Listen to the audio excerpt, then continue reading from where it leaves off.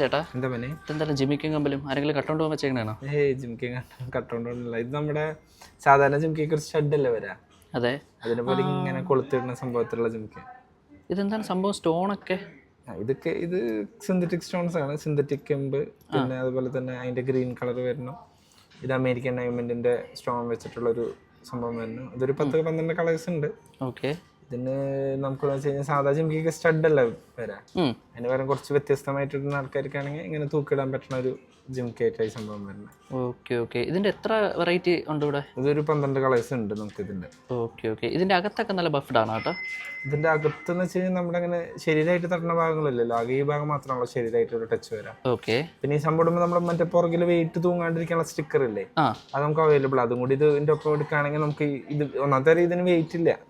പിടിച്ചു നോക്കി കഴിഞ്ഞാൽ നമുക്കറിയാം ഈ സംഭവത്തിന് വെയിറ്റ് കുറവാണ്, വെയിറ്റ്ലെസ് ആണ്. അതിന്റെ കൂടെ ഈ സ്റ്റിക്കറും കൂടി വരുമ്പോൾ ശരിയാവും. ഓക്കെ.